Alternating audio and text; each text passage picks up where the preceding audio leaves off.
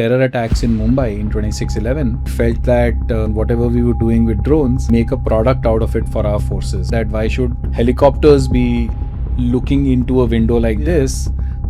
It should be drones doing the job. Operation Sindoor में भी आप लोगों ने drones दिए थे. 8 to 9 of our boys were there in the jungles trying to search for the perpetrators. Most of the deep tech companies, they start as an experiment. Was it the same case for you also? I noticed something on the train that I felt I could create a device that can generate energy from vehicles moving on a flat road. And then I built that device, showed it to our then President Dr. APJ Abdul Kalam. Are you also using AI in the drone?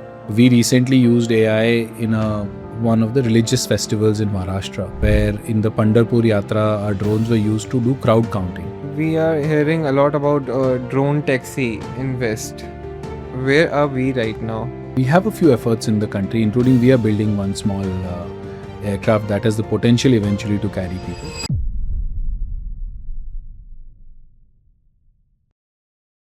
First of all, thank you for doing this. Thanks, Saurabh, so much for having me on the podcast. Tell us a bit about yourself, about your work, how all of this started. You know, the way our journey began was that in 2004, when I was still a student at IIT Bombay, I used to lead an innovation cell there where, because from the time I came to IIT, I used to implement a lot of my ideas into projects. And there was an innovation cell at IIT, which I eventually discovered in 2003 and started to get funds from the innovation cell.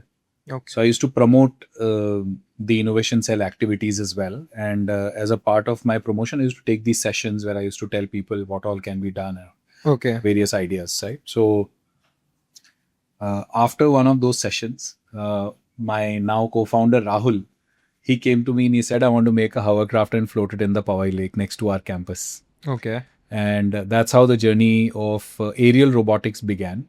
Before that, I don't think I ever thought of making a flying robot, but I thought it was a very fascinating idea. And the lake was right next to the campus. Yeah. Seemed like something that would be fun to work on. And that's how the journey began of dabbling with aerial robotics. Aerial robotics. And then when we had built a few prototypes of the hovercraft, we actually made one, took it to the Powai Lake, floated it a little bit on the water, and it was a very small scale prototype, but it was easy to build, let me put it this way. In 2004. This is 2004. Yeah. And then we realized that perhaps this was a little too easy, and the innovation cell, the concept was that you need to come up with something which is patentable, which is unique. And therefore, in the hunt for thinking of something unique, we decided that instead of a hovercraft, we will try to build something which can hover, like a helicopter. Helicopter, yeah. But you can't build a helicopter. There's nothing unique in doing that. And dime a dozen are available in the model aircraft domain. So we had to come up with something more inventive. And that's when we independently came up with the idea that maybe if we spin 4 propellers in opposite directions, they will be as good as a helicopter, but with less mechanical complication. And that's when the idea came. In 2004, we built our first prototype. Okay. And that's how the journey of aerial robotics began drones for were us. there in West previously, before 2004 also. So hobby flying was, of course, very common. Okay. But quadcopters was something which was very new in that domain as well. It was like not too many years prior to this where the first set of quadcopters were being built. Okay. So it was pretty new, I would say, very early days for something like this kind of a robot. Apart from drone, I would like to talk to you about your journey also, about your past days. Yeah, so, as a kid, I used to have a lot of, I used to do a lot of, you can say, story cooking, story building in my own mind. I used to do that on a daily basis, and I would always try to imagine a gadget to build or something like that. After a point in time, the story would always be about how to build a gadget or something like that. So from very early days, I had this thinking. So, and I was in a school where this was encouraged. So it was a great environment for me to continue to do this. but it had seeped in my mind that I'll probably implement it when I'll go to college or something like that. That's when I will be able to use my ideas and build something off it. So that germinated the idea of being wanting to do engineering. Okay. From the idea of wanting to do engineering to studying for IIT JEE came because I just overheard my family once say that IITs are the best engineering colleges in the country, and I was like, I would like to go to IITs, that kind of a thing. So it was. So were you always a scholar or what? No, actually, I wasn't. I would not even like top 10 ranks in the class, and I used to actually.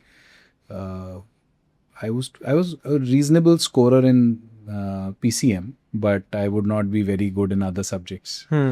So therefore, just the fascination and the desire to build something, and just a chance overhearing of a family conversation ended up triggering this desire that okay, maybe I should study for it. But even then, I wasn't like not really going after it, kind of thing. It was only in 11th, my aunt, my mom's best friend, she had her kids studying in Kota. So she told my mom that if he's good in PCM, you should send him here. And my sis was also planning to go there for about a year, and I had about 2 years, and they were taking in a batch on just the PCM marks for board exams. Okay. So that's how I went to Kota, studied there for 2 years. Why I asked this? Because we have heard most of the deep tech companies, they start as an experiment. Okay, ki almost like let's just try something. Just wanted to know, like, was it the same case for you also? For me, when I came to IIT Bombay, eventually I was very fortunate and privileged to be at IIT Bombay. When I came here, I got, I started doing hands-on building. From my very first year, I used to participate in robotics competitions. On a trip back home in the summer in 2001, I noticed something on the train that I felt I could create a device that can generate energy from vehicles moving on a flat road. And then I built that device in the year 2002 Jan in the Tech Fest in a section called Open Hardware. I showed it to our then President Dr. APJ Abdul Kalam. So that was a moment for me where, I did something of entirely my own, and I was able to show it to him and get his appreciation. So how was the experience with him? It was great. I mean, just getting encouraged at that age itself is, I think, something which is remarkable. 100%. And that's why I'm saying it's a deep privilege to be at a place like IIT Bombay, where chief guest for our Tech Fest. Okay. As a chief guest, he was there. Okay. So, I mean, it's something which you don't get to see or do. You don't get every day, of course. Exactly. Yeah, right. So then, that sort of journey of doing and building on my own idea started in that summer. And I did it off the capital that I was able to get from my professors, actually. So I went to my prof, I said, I have this idea, would you be able to give me some money to implement it? And again, like I said, it was a deep privilege to be at a college where they just said, yes, I'll try and find something and then get it.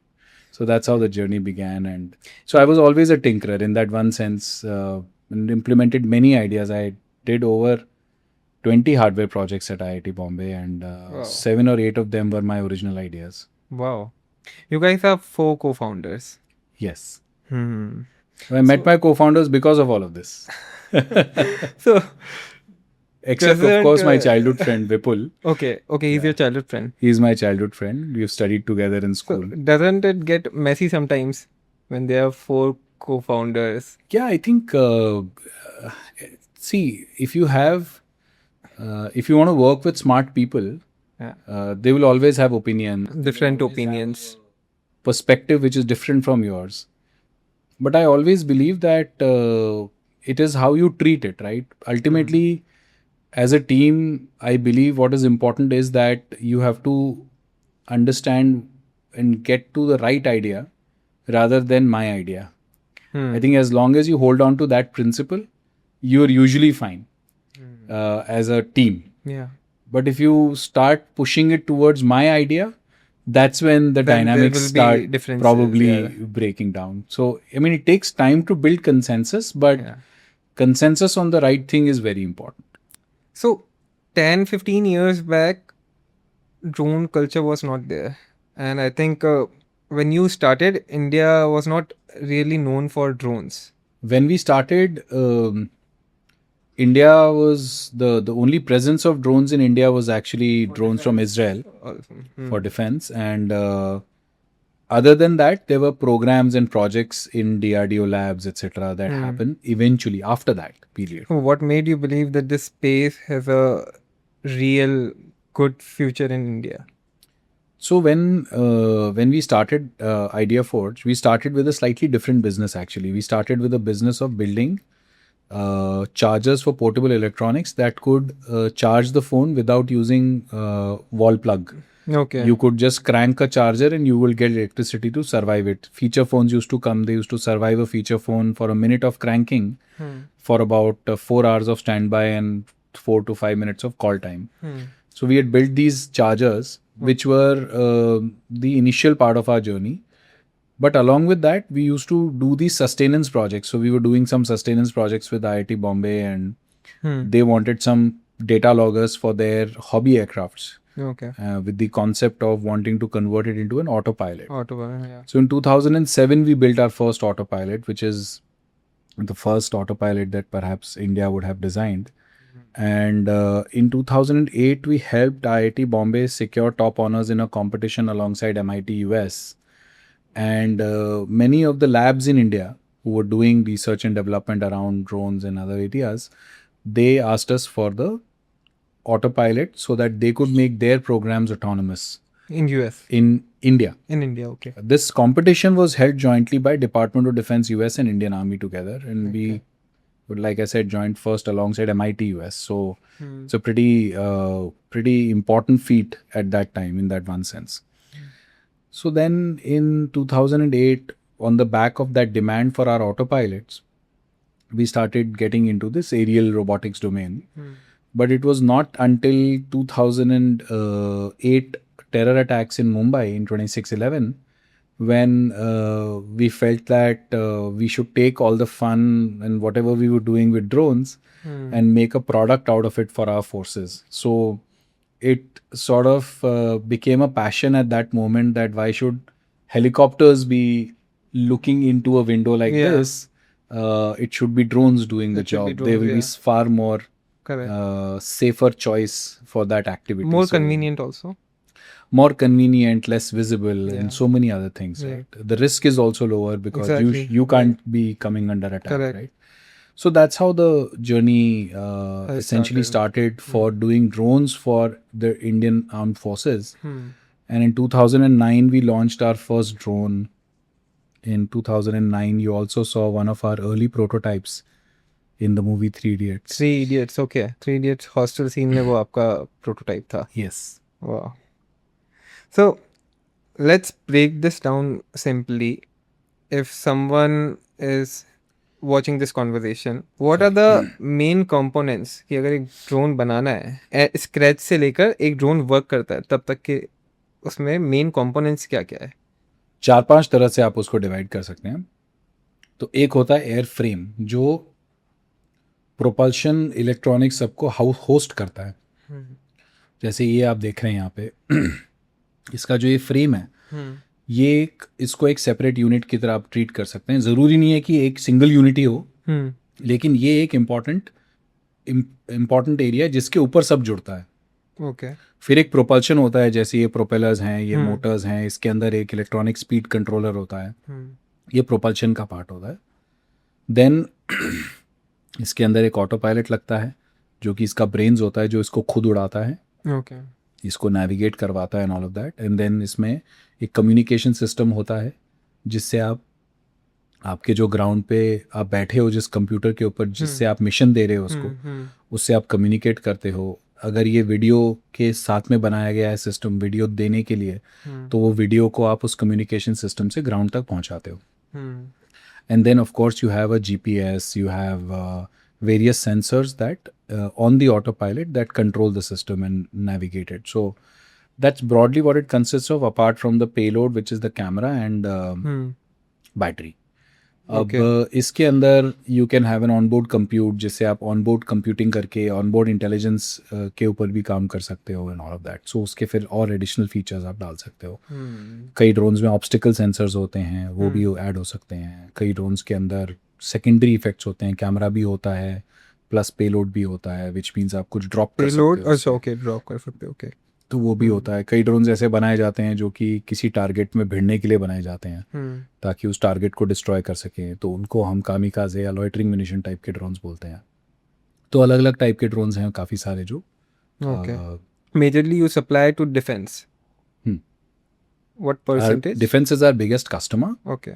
About on a typical year can be anywhere between 60 to 80% depending on the year. Which part is hardest while manufacturing drone?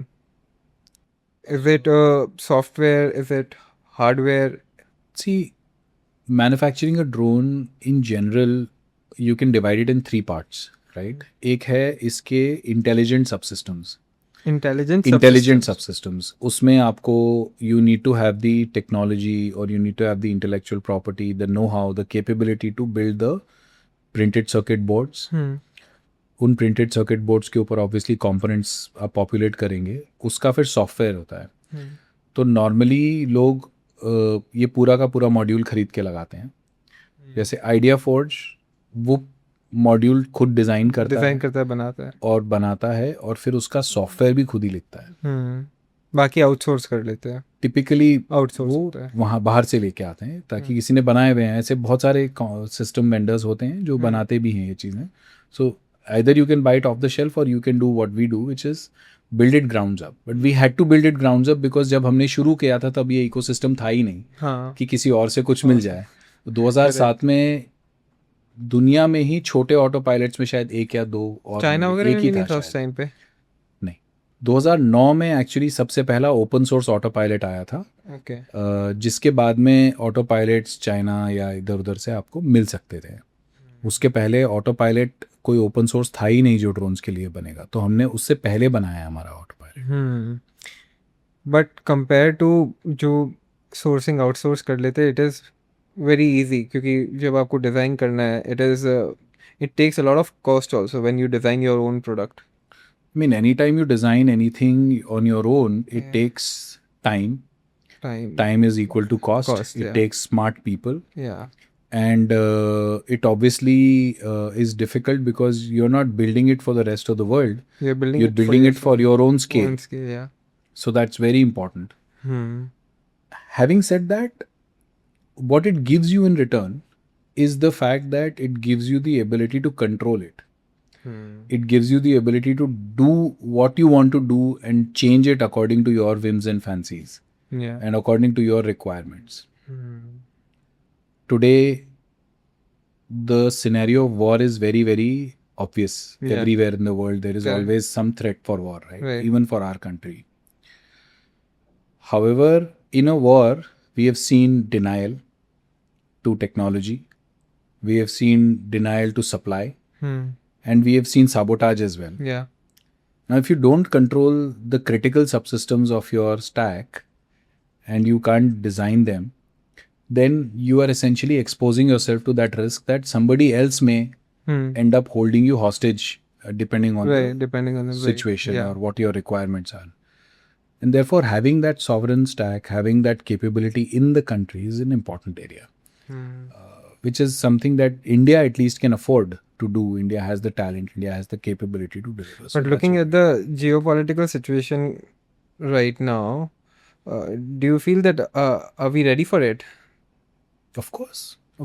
In fact, geopolitics has nothing to do with it. Is our talent base ready for it? Yes, it is. Okay. More and more deep tech companies are building things grounds up. There are so many companies that are building chip से चीजें बना रहे हैं, chip भी design कर रहे हैं. People are coming up with fabless factory in India. They are coming with fabrication facilities for silicon and all of that. Then you have people who are writing software, people who can design boards, people who can design. So I think the skill is there in the country. It's the matter of applying that skill to a specific task, right? It's not as impossible as it may appear. It is actually quite doable. Because from few decades we are whenever it is about defense, we are importing our equipments from other countries, right? We used to, majority. Hmm. Earlier, it was easier for our government to buy from outside. Now, process-wise, we have made it slightly more challenging for them to buy directly from outside. From outside. They at least want something that is built in India, in most cases. Increasingly, they will demand, and they should demand, with a lot of businesses like ours, doing the technology grounds up to actually design and own intellectual property in India as well. And I think it's possible because everything is not solved in this domain. Everything is not like a done deal, right? Yeah. In the sense that India has very unique challenges. India has very unique problems of flying in very high altitudes, flying in extremely negative temperatures, Yeah. extremely hot temperatures from the place that both of us belong Right. to, marine environment, Yeah. creek and marshy environment. So we have a very large spread of terrain and weather conditions that we have to contend with. Yeah. And building for that means you have to innovate. You have to do something more because you're not just building for that, you're building capability for that. So that advantage, as well as the fact that we have so many challenges in public safety, in sanitation, Yeah. in tourism. There are so many issues that we can build technology, applications, which not just will be relevant for India, but they will be relevant for the rest of the world as well. Yeah.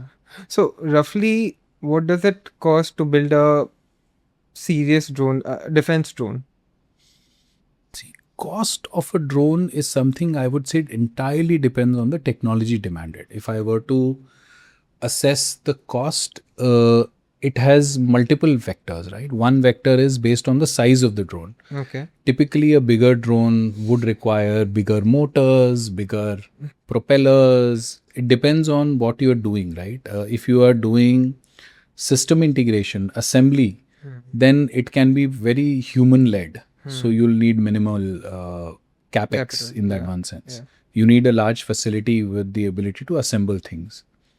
If you are building subsystems, specific components, then you get into machines, etc., that you may need for producing those components. So component level pe investments ho sakte hain where you need those machines that are doing precision machining, doing assembly of the subsystems, or EMS करना है तो you need wave soldering machines etc. या propellers बनाने तो molds लगेंगे, presses लगेंगे, बहुत सारी चीज़ें लगेंगी. तो different components have different machines that are associated with it. So component building requires a lot, maybe some capex, but assembling a drone does not as such require a big capex, big and therefore capex, it's a pretty scalable skill in that one sense. And many people have done capex in bunch of aspects of the component subsystem, so you can piggyback on a lot of that as well. So अभी Indian government maximum domestic manufacturer से ही drones ले रहे हैं, और we are importing more right now. So except for that one large deal that we have done with a specific company in the US, Yeah. I think everything else we are mandating that it has to be bought from India. Okay. In emergency, maybe some things are being bought directly. Israel is also our biggest drone manufacturer, right? Israel is a big drone manufacturer. Yeah. But we do buy things. But even when we buy from an Israeli entity in that one sense, it's still bought from an Indian entity, which means that they have to still meet the indigenous content requirements of the contracts. When you produce a drone, when you manufacture the drone, so what are the challenges you face while on ground? I think typically workmanship, if at all, because as such it is something that you can do. Like, I mean, if you think about it, hobby flying used to happen earlier. Yeah. People used to make drones in their backyard and fly, right? Correct, right. this has become more sophisticated and more sophistication, and it needs more reliability if you're using it multiple times.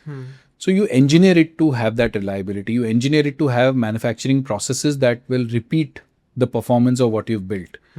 So from that standpoint, I do not see a real challenge in that one sense. I mean, it is tricky to make a few things, but it is not an impossible challenge. So apart from defense, are you working in agriculture also? We do only mapping related activity or those kind of drones for agriculture. Yeah. Initially, it was very early days. We were the only ones delivering small drones. So it was tough to get them adopted. For customers who even bought the technology, they used to treat it like party wear. They would not use it because they thought it's whatever, it is a premium product or सब कुछ हो जाएगा तो क्या करेंगे. But we had to make them used to operating the technology. And once that happened, once we made them used to the technology, I think since the pandemic particularly, a big wave of adoption has happened in the tech. And what was earlier used for only surveillance, since the pandemic, after the Nagorno-Karabakh war between Armenia, Azerbaijan, Galwan, the use for surveillance went up at the last mile, as well as the use for attack also started to come in. And then the Russia-Ukraine war started right after.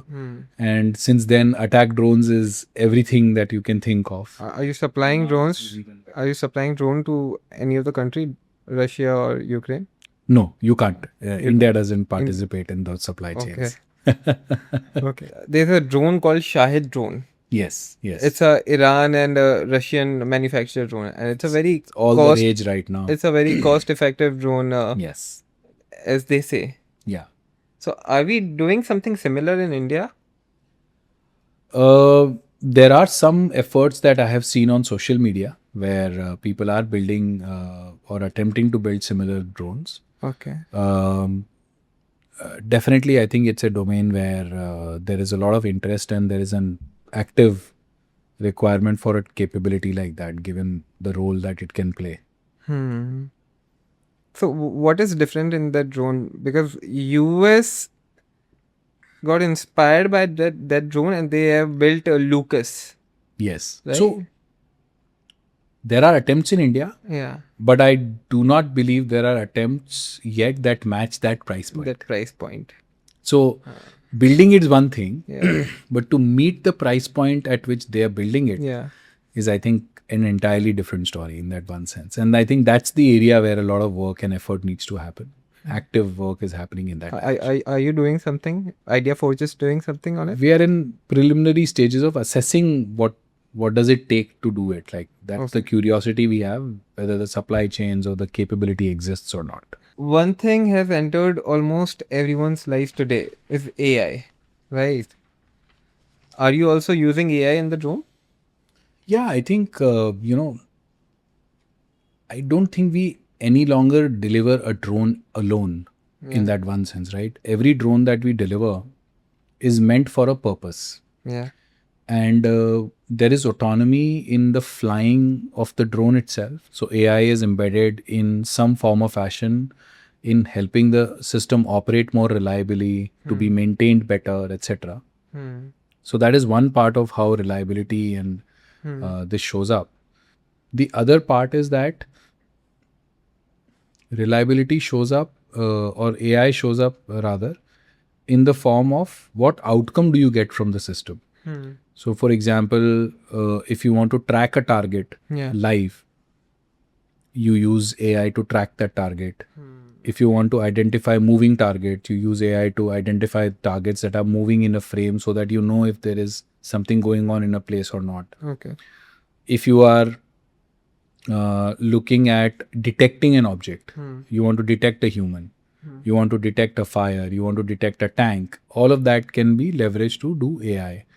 We recently used AI in a service that we did for one of the religious festivals in Maharashtra, where in the Pandharpur Yatra, our drones were used to do crowd counting. Crowd counting. Okay. And as they were doing crowd counting, they were able to identify dense hotspots. And then based on the density, they would barricade certain areas and entry to certain areas so that they can divert the crowd, do not increase the intensity of the crowd to a level where it can cause a potential risk Right. of stampede or anything like that. So I think technology usage, AI, all of these areas are very critical, because unless you do that, even for mapping, for example, you capture the data, Yeah. you process the data, all of that can happen with a more automated system and software. But then you're not doing it just for creating that map. You're doing it because you need to extract some information. Extract some. Right. Correct. AI is used to extract that information. So AI is embedded as an integrated part of all the solutions that we deliver to the end customer, all the way from drone flying to output of the drone has elements of AI, and we deliver those. But does it helping you with the costing part also? It helps in reducing human intervention, and therefore, where you would need an expert to look at the image and do few things, you can now do it without that expert in the role. You can use a less experienced person as well to do the job. Let's talk about drone as a service. We also deploy drones as a service for doing perimeter security, for doing mapping use cases where you want to do repeated monitoring of an area and you want to get information of what is happening and be able to measure that information so that you can govern your contracts. For example, coal ka koi stockpile hai. So you want to measure the volume of that stockpile so that you can understand how much have you mined or how much you have remaining coal, so that you can do using drones. You can do perimeter monitoring. You can enforce cleanliness rules. You can enforce rules for many contracts that you sign for landscaping, etc. You can use drones. So we deploy those services. So do you provide these services? We provide the services. So you don't have to buy the drone. Okay. You basically take all the analytics, automation, operational capability that we have built, and we deploy the manpower and we deploy the outcome. You just have to bother about what you want as an outcome. We will deliver that outcome to you. Are people requiring these kind of services in India right now? Yeah. It's being deployed in many mines, in many industrial premises. So what happens in India is that there is a lot of theft that happens in remote areas. In mines, there is open border mines, so it's very difficult to contain the movement of people. They do a lot of stealing activity. It's also a safety issue in many cases. We had this issue with the leopards in one of the campuses, enterprise campuses. Our drones were deployed to look for it as well as to show that there is nothing there, and we are monitoring on a daily basis. So I think that level of involvement we have, where man-animal conflict is concerned. We are regularly deployed in cities for traffic management, regularly deployed in cities for garbage management. So we are hearing a lot about drone taxi in West, right? And I think companies are doing pilot project and test flights also. So where are we right now on drone taxi? I think India started the journey a little bit late, but we have a few efforts in the country, including we are building one small aircraft that has the potential eventually to carry people. In the short term, we will do logistics with it. Okay. But in the long term, we will. So how far is India from becoming that reality? I think in terms of the first aircrafts that can carry people reliably and certified, probably at least 5 years away. 5 years. At least. Is my sense. But because regulatory processes will take their own speed time to allow people to go on board comfortably. So right now only US के अंदर it is working. Apart from US कहीं और नहीं है. US maybe it is working in a specific way. So now there are multiple areas, right? One is that it works like a regular aircraft. So you're certifying the aircraft and the pilot operations are with the proper pilot itself. Okay. Versus you are certifying it as a unmanned aircraft, which is doing its own navigation, doing its own autopilot flying. Okay. And then people are just sitting and going from place A to place B. Now that is going to take a little bit time. more time, Yeah. even in the US. But Okay. a piloted aircraft, which is short hop aircraft like a eVTOL, is something that's getting certified in the US. But that's also not finished full certification. It is progressing. It is progressing. Okay. But it's So currently, how big is the drone market in India right now?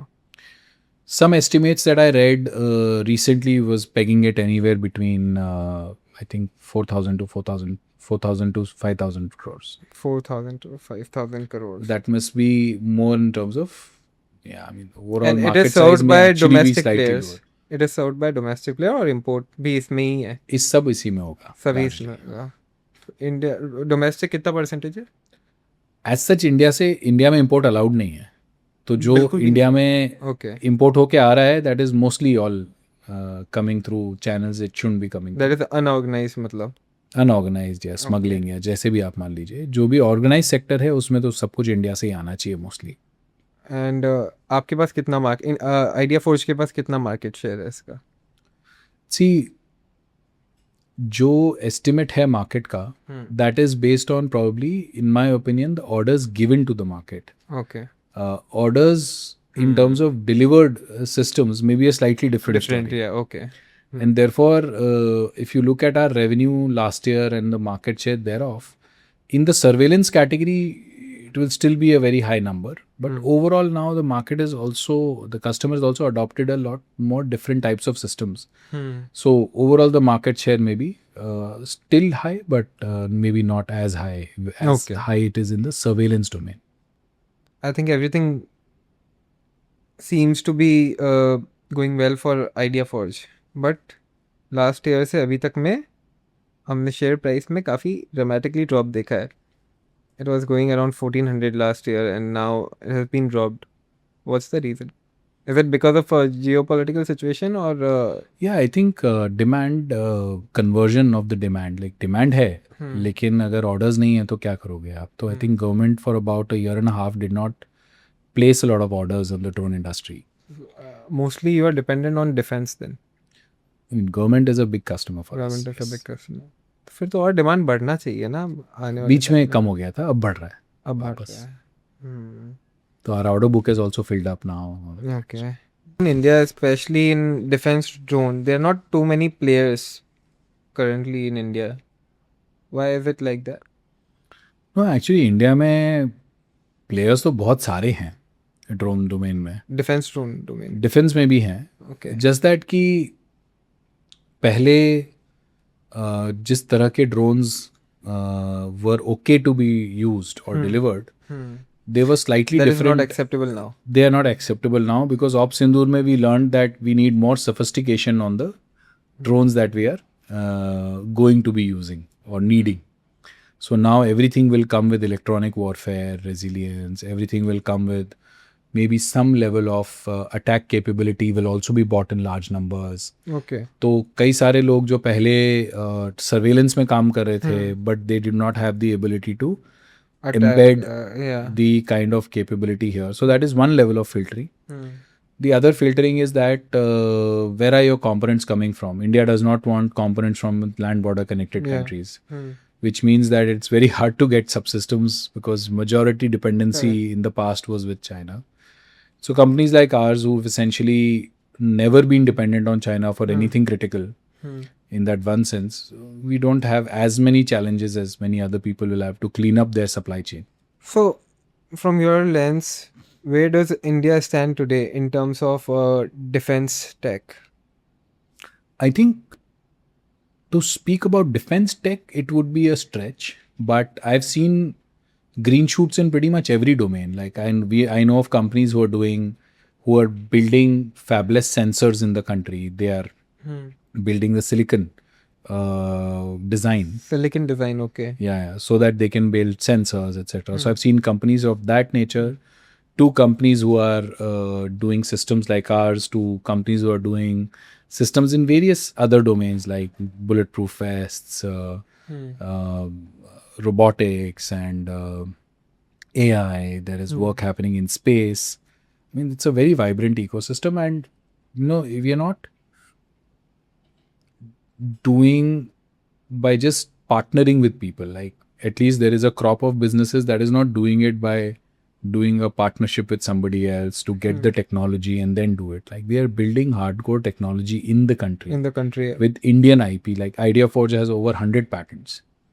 Okay. So that kind of work is happening in the country now. After building in such a complex space for years, what has been the toughest part for you? I think convincing both users and investors Users as in government.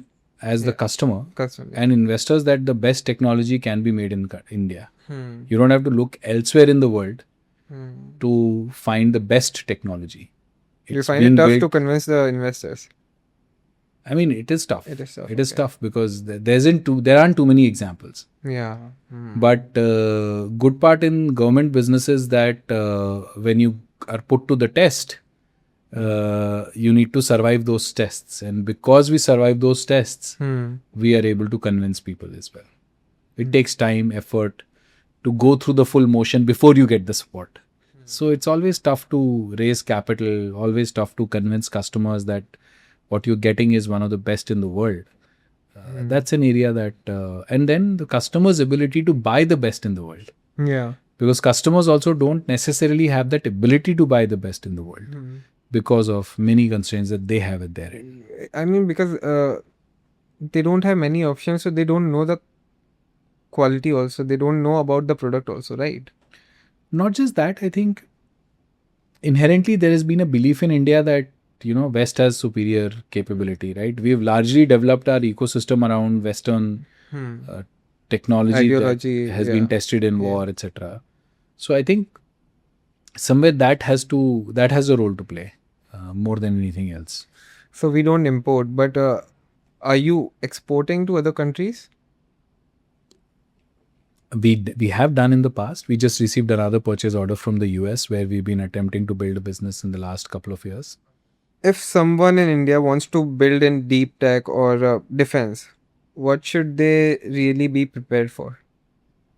Because you have quite an experience of this. I think, first of all, the journey of adoption is not very linear in the country, right? Anything you're building deep tech, it's not like the customer has a method to immediately get you on board. It takes time. Number one. Number two is that building from grounds up is hard. It is tough. You face challenges. So you have to have that patience. And you have to have that risk appetite of failing a few times before you succeed. And I think doing what the world does is not good enough anymore. Because the only way to make a customer win is to do more than what anybody else can offer. Yeah. So it is a slightly challenging problem to keep climbing a tall mountain already. But what has changed now in last 5 years from your perspective? Belief has come. Okay. That Indian technology is good. Okay. Indian technology can also work. And the fact that Indians can build technology. And there has been a good push in IDEX and in many government programs where that is getting reinforced progressively. Previously, it wasn't there. Previously, it wasn't there. Yeah, it was tough. It was a tough domain. Yeah. Okay. There are many reasons it was tough, but this was also one of the reasons it was tough. So, how do you see next 10 years for IdeaForge? I think for us, what's going to be very important is that we have to progress on this autonomy stack and progress on this ability to deliver outcomes to the customer with minimal human involvement if possible. Is going to be very critical because increasingly in many areas where we can be deployed, you can only deploy robots. You cannot deploy people easily. Yeah. Or you want to reduce people deployment because it takes a lot more to sustain a human there and the risk to life is much higher than it would take to sustain a robot over there. So I think we will move in that direction, number one. Number two, we will move in the direction of moving logistics and cargo in the air. Only by unlocking the third dimension, we can make it more predictable. We can make it a higher capacity throughput because how much more can you move on the roads we already have beyond Yeah. the point, right? In most cases, it's going to be very tough because cities are not overnight becoming larger in terms of their infrastructure. So you have to accommodate more within what you have. Yeah.